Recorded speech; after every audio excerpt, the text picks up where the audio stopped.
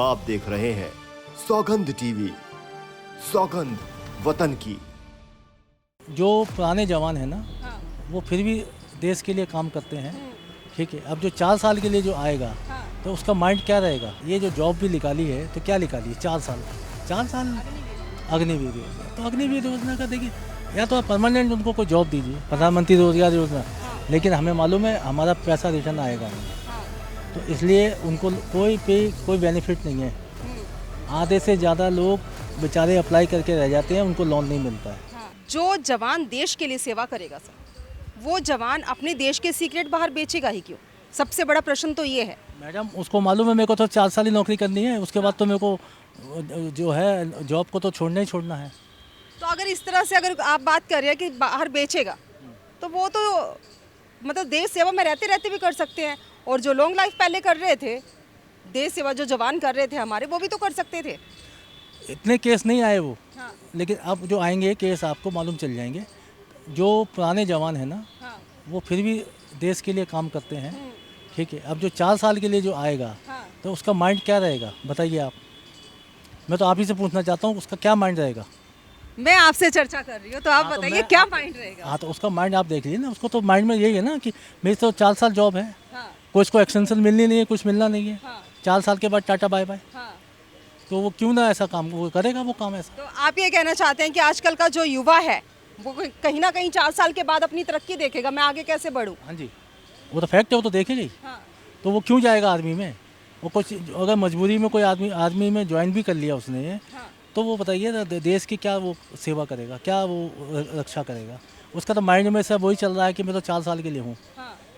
ये सब बातें हैं। अगर बात की जाए जवान की, तो जहाँ तक मैं समझ सकती हूँ कि जितने भी हमारे हिमाचल है, उत्तराखंड है, या हरियाणा है, पंजाब है, ज़्यादातर जवान हमारे जो है वो ऐसी जगहों से निकल के आते हैं जहाँ खेती बाड़ी के काम होते हैं, जहाँ नौकरियाँ पर्याप्त नहीं होती हैं।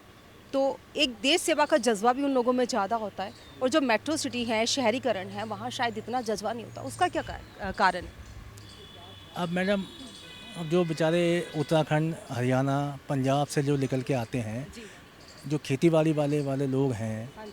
उनके माइंड में तो वही होता है कि हमें कहीं से जॉब मिले। ठीक है, अब उनको देश की सेवा का मौका मिलेगा तो वो करेंगे। लेकिन अब बताइए ना, ये जो जॉब भी निकाली है, तो क्या निकाली है? 4 साल अग्निवीर योजना। तो अग्निवीर योजना का देखिए, या तो आप परमानेंट उनको कोई जॉब दीजिए, जी। तब तो देश का विकास होएगा। अगर बात की जाए तो मोदी ने और भी कई सारी योजनाएं निकाली हैं। इसके अलावा स्किल इंडिया निकाली है, उन्होंने तरह तरह के जो हैं वो कोर्स करवाते हैं। और उसके अलावा जैसे लघु उद्योग आपने शुरू करने हैं, मुद्रा लोन है, कई तरह के उन्होंने लोन निकाले। तो कितना फ़ायदा मिल रहा है हमारे युवाओं को? देखिए, आप बैंक में जाइए, हाँ जी। आप खुद ही जाके बोलिए मेरे को मुद्रा लोन लेना है। जी। इतने बैंक वाले ना इतनी फॉर्मेलिटीज़ बता देंगे आपको। जी। और दूसरा क्या है कि बैंक वाले मुद्रा लोन करते नहीं है। उन्हें मालूम है कि वो कह रहे हैं कि भैया ये गवर्नमेंट ने चालू तो करी है प्रधानमंत्री रोजगार योजना, लेकिन हमें मालूम है हमारा पैसा रिटर्न आएगा नहीं, हाँ। तो इसलिए उनको कोई बेनिफिट नहीं है। आधे से ज़्यादा लोग बेचारे अप्लाई करके रह जाते हैं, उनको लोन नहीं मिलता है।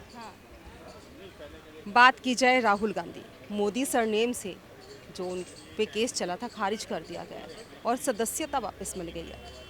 तो जैसे आप कह रहे हैं कि मोदी बनाम इंडिया गठबंधन जो है, इंडिया आ सकता है, तो किसका चेहरा देख रहे हैं फिर आप 2024 के चुनाव में? देखिए मैडम, चेहरे की बात नहीं है, इस समय देश की बात है। देश के जो हालात हैं ना, जो 10 साल में जो देश के हालात हो गए हैं, उसके मद्देनज़र ये बना है इंडिया।